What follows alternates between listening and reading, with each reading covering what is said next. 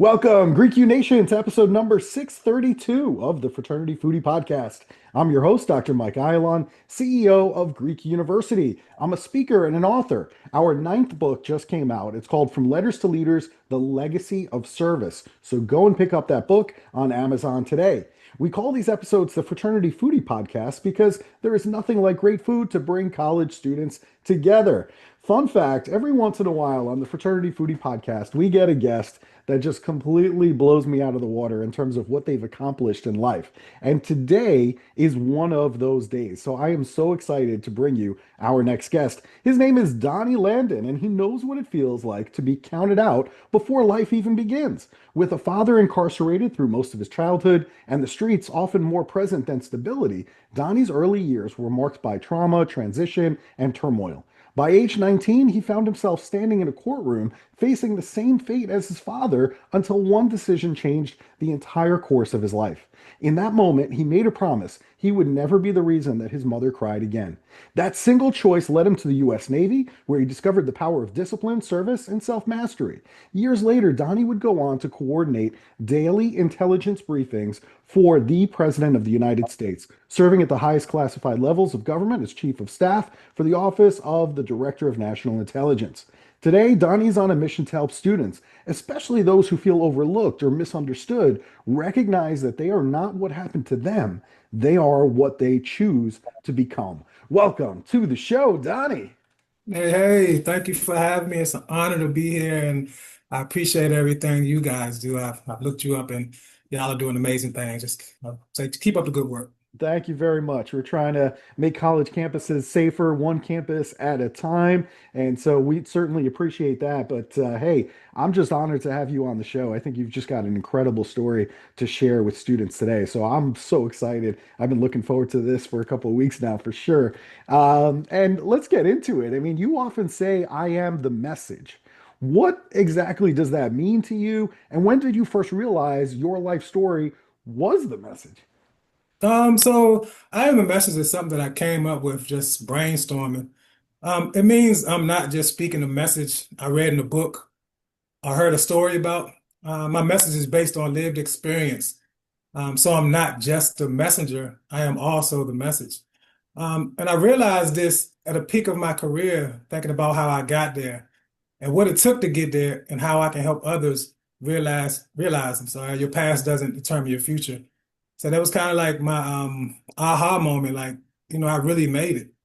Yeah. So I'm not just, when I speak, I'm not just telling a story, it's just something that's fictitious. I'm actually telling a story about my life. So my Yeah. life is the message.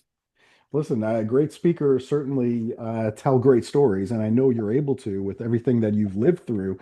And your life had a huge pivot in it. I mean, your journey took you from being the son of an incarcerated father to coordinating daily intelligence for the President of the United States, the most powerful person in the world.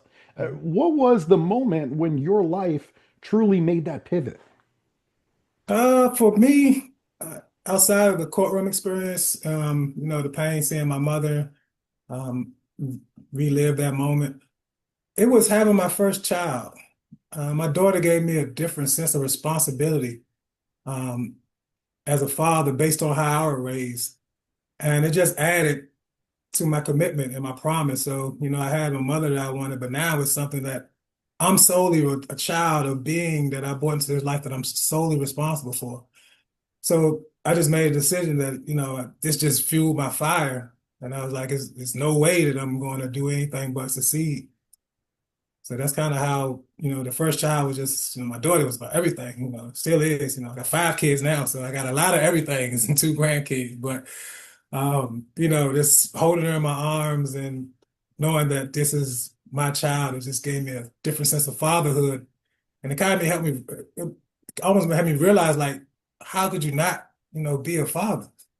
You hold something so precious in the life of somebody else and their dreams, and you hold everything and they believe in you unequivocally, no matter who you are, no matter what you've done, the child is always a believer. So, So that was, yeah, I can go on and on about that. Yeah. But that was truly one of my most pivotal moments. Yeah, your life completely changes when you become a parent. There's no question about it. I remember coming home with my son, my first child, and I'm sitting there thinking, like, they entrusted me with this, and now I'm Right. all on my own. There's no All right. nurses that are going to be here to help take care of everything for I me. know, absolutely. Like it's a huge responsibility. Like Huge responsibility. you don't have there's no excuses at that point. Yeah, there's no backup. It's you. There's Yeah, there's no nothing backup. else. Yeah. So yeah, it's quite an interesting moment. And at age 19, a lot of our listeners are about age 18, 19, 20 years old. You were facing felony charges. So looking back at it now, what do you think saved you, or maybe more importantly, what changed inside of you to say that I need like a different path? Well, hands down, it was my courtroom experience. Walking out in shackles Mm. and locking eyes with my mother and seeing the same pain that I seen as a child when my father was incarcerated, the same disappointment, the same hurt. Um, it broke me, it just really, really just broke me down. And in that moment, I just made that decision that, I would never be the cause of my mother's pain again. And it was what changed for me was a sense of purpose that drove me. At that point, I had a one pack track mind to fulfill my purpose. At that point, it was no plan B. There was no loyalty to friends or girlfriends. I mean, the only thing mattered at that moment was my mother. So I put all my eggs in the basket and I just betted on myself when I said I was gonna be a better person. Man, that's an incredible story. I think about a lot of the college students today. Many of them are first gen students, and they feel guilt. Like success for them means that they're leaving their family behind. So, how did you navigate that tension while being a single father yourself? Well, by this time, I was totally locked in Mm. and determined to break generational cycles because it was bigger than myself. I tell some kids, like, get out your own way. You're so worried about yourself that if you continue to focus on what's wrong, you'll never look at what's right. So you're so busy focusing on yourself, you're making it about you. And it's not really about you. It's about the bigger whole. I mean, I can go down a rabbit hole and do the spirituality and all that stuff, but just for the sake of um, conversation, you got to think outside of yourself. You got to think about the people that you're hurting. The people that you will be hurting if you was not to do what you're doing. So, you know what I'm saying? So I had already lost most of my family to the prison system. So for me, it was about building a legacy for the next generation. As a first generation student, you have a responsibility um, to lead the way. You don't really have an opportunity to say, no, I'm not able to do it. You got too many people that's riding on your back. Some have younger brothers, some have siblings, the onus is on you. It's a huge responsibility, but in the end, it's totally worth it because you have the ability to change generations. Yeah. That is a great way to look at it for sure.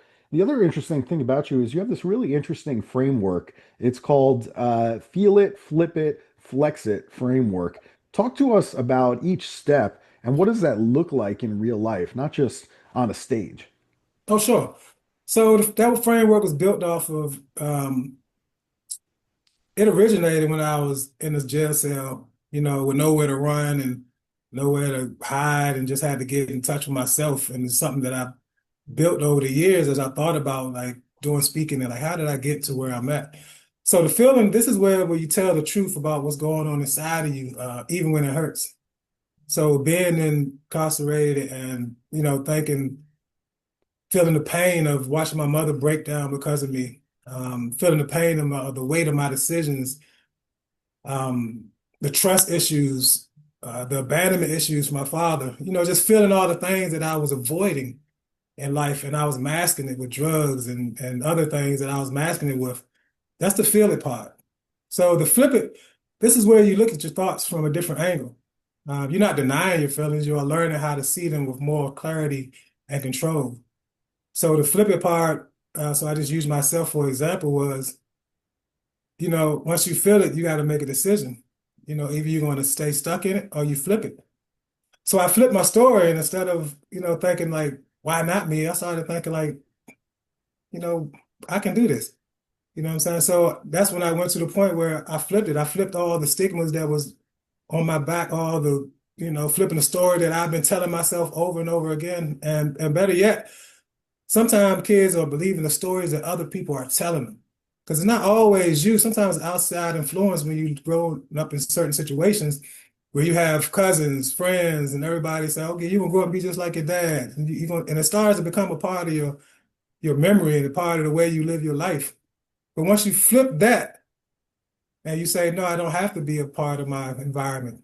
I can be greater. And you start doing other things, you can learn to get rid of it. So my flipping was, 2 years later, Navy boot camp graduation. My mother was there. The same tears, but this time it was, tears of joy. So, to see my mother happy for once, so that's partial fulfilling of my assignment. So once I flipped it and I got that gratification of being there, gratification of accomplishing something, the discipline that comes with boot camp, I totally flipped my whole trajectory of my life.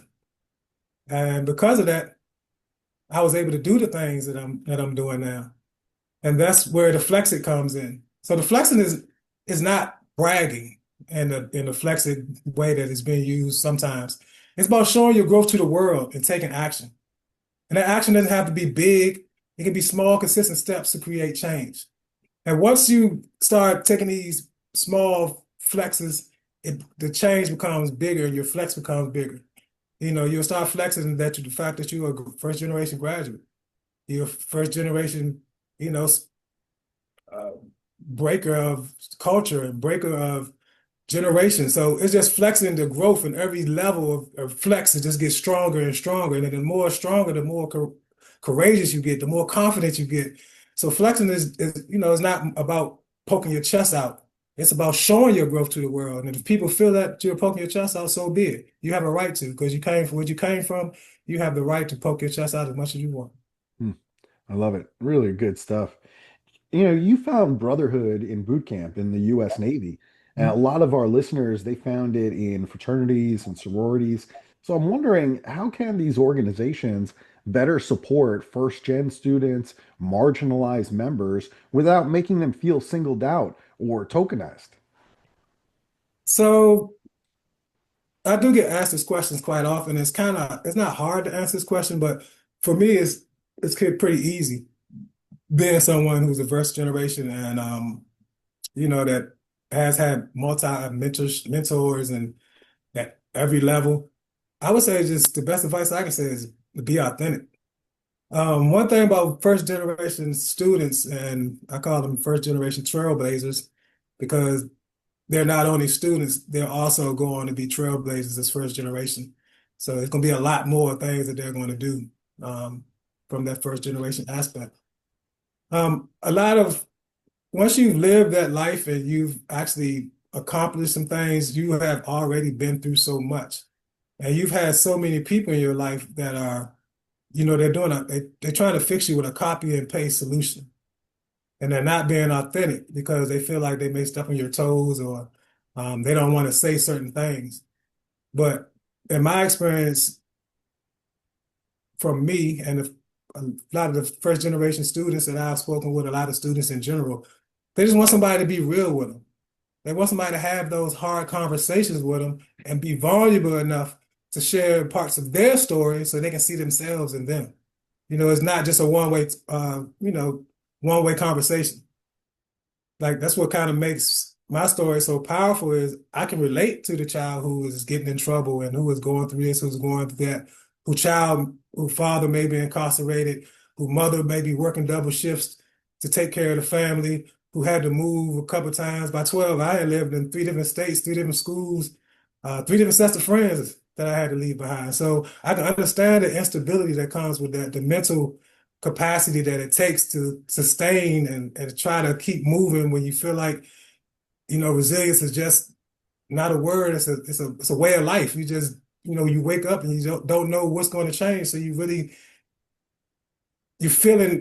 have all these feelings inside of you, you just don't know how to control because you're not old enough and you don't have enough experience to know what to do with your feelings. So for instance, as far as like when I was a child, my sister, she was battling a drug addiction.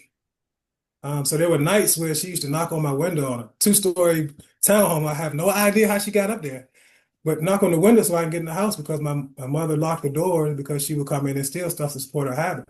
Mm.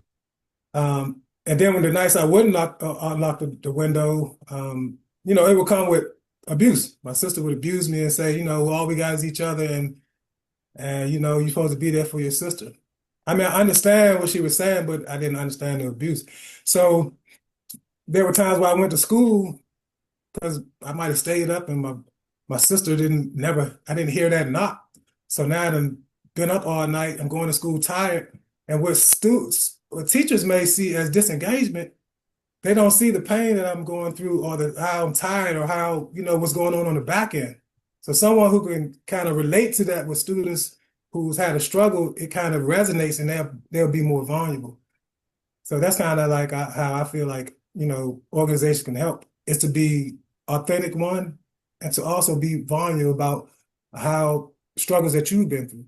Yeah, that's a great message. I really appreciate that perspective. Now you're a father of five, you got two grandkids. Yeah, I mean, you speak very powerfully about fatherhood and about presence. How did becoming a father reshape your entire definition of what success looks like? So what how it reshaped my perspective is I realized it wasn't about me. Mhm.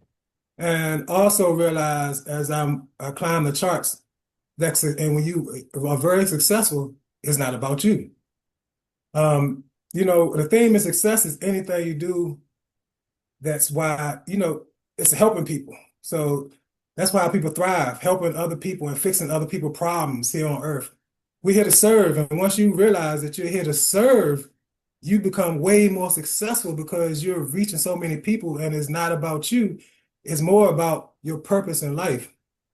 So being a parent and being successful kind of go hand in hand. Like someone who's a parent can easily learn the definition or learn the behaviors that it take to be successful because they've humbled themselves and their life is no longer about them.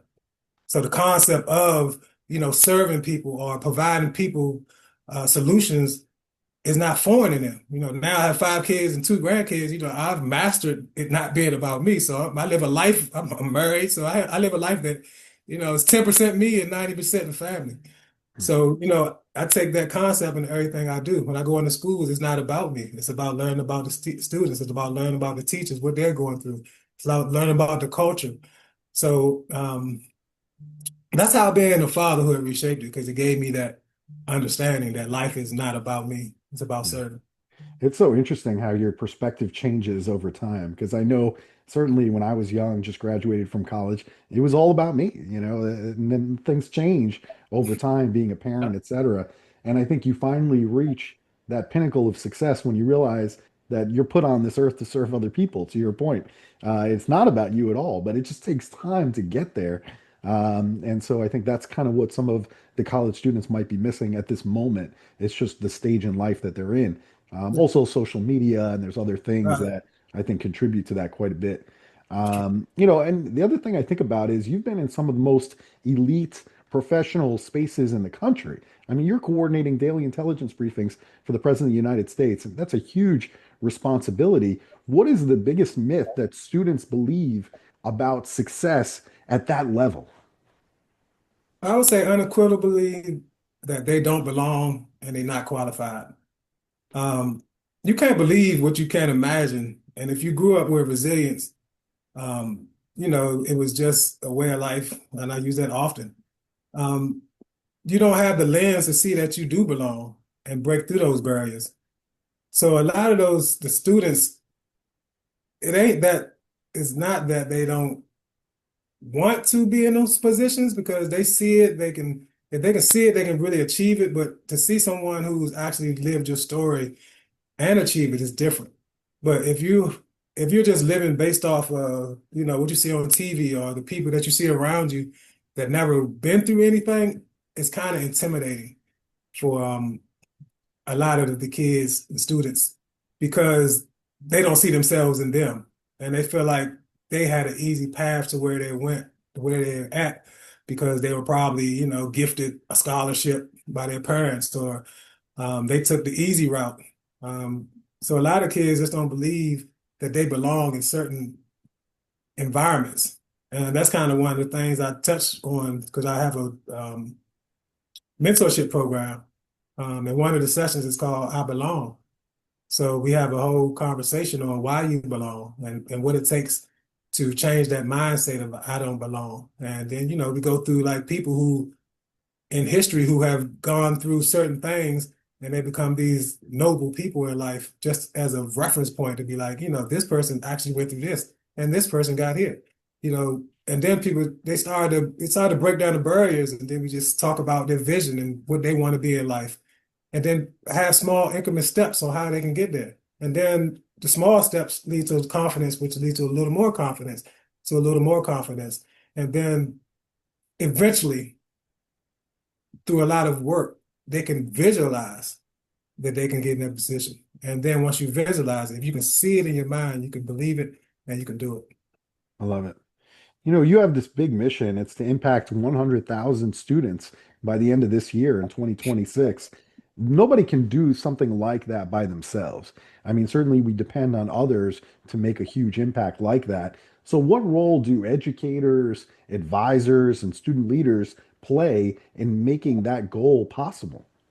Oh, they play a huge role. They play a huge role. Um, they play a very huge role because they had to bring me in.